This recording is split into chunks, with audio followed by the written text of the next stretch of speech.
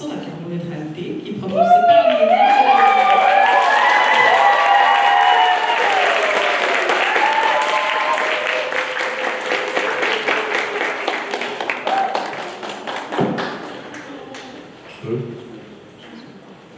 Salut tout le monde, je m'appelle Noah Charpentier et puis avec mes collègues cette année, on a eu la chance de participer au parcours sur la carboneutralité de l'INM en partenariat avec le LOT 22.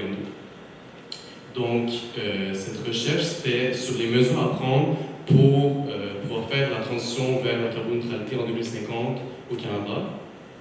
Les trois axes de recherche qu'on avait, c'était premièrement la gouvernance, ensuite l'alimentation et puis l'agriculture et l'aménagement urbain et les transports. Ce qu'on a relevé comme problématique au sein de la société, c'était le manque de plan et de vision générale au sein de la société pour la carboneutralité. Excusez-moi. Ensuite, c'était de... C'était d'accentuer l'éducation civique pour que les gens puissent avoir des outils pour aller créer du changement, pour être des meilleurs militants. Et puis, finalement, c'était qu'il n'y avait pas assez de fonds pour financer les initiatives vertes.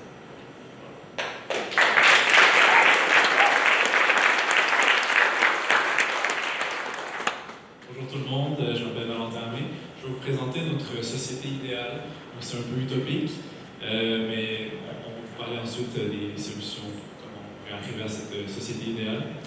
Donc, dans notre société idéale, qu'est-ce qui se passe? Les décisions politiques sont appuyées sur les savoirs autochtones, l'opinion publique et la science.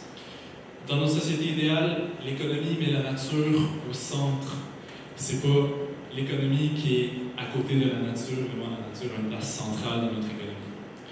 Dans notre société idéale, nos citoyens consomment local, ils consomment beaucoup plus de protéines végétales que de protéines animales.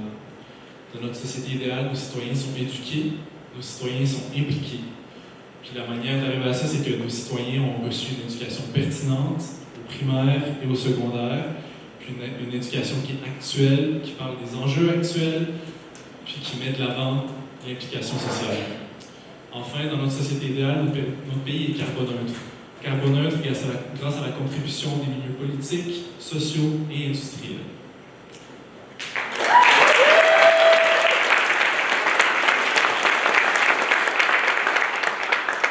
Donc, maintenant, moi, je vais vous présenter les mesures qu'il faut mettre en place pour arriver à ce que notre pays soit carboneutre. Donc, premièrement, la première chose à faire, c'est vraiment d'arrêter graduellement le financement aux énergies fossiles au niveau fédéral. Et avec l'argent qu'on ne mettra pas dans les énergies fossiles, on va financer les énergies renouvelables. Donc, vraiment, il faut faire en sorte que les gens qui travaillent dans l'industrie polluante se mettent à travailler dans des énergies plus renouvelables, pour l'environnement. Ensuite, il faut mettre en place un réseau vraiment structurant de transport en commun et de trains électriques de TGV entre les grandes villes, surtout au niveau de la vallée du Saint-Laurent et des Grands Lacs, à un prix le plus bas possible pour vraiment encourager le transport en commun. Sinon, il faut faire la promotion d'une économie locale et durable, donc notamment en faisant en sorte que l'agriculture locale soit vraiment priorisée. Donc ça passe par les toits verts sur les édifices, en mettant en place des programmes d'alimentation durable, d'alimentation urbaine, d'agriculture urbaine en fait. Donc voilà, c'est ça. Et aussi faire la promotion de consommation de protéines végétales parce que l'alimentation avec la viande, c'est très polluant.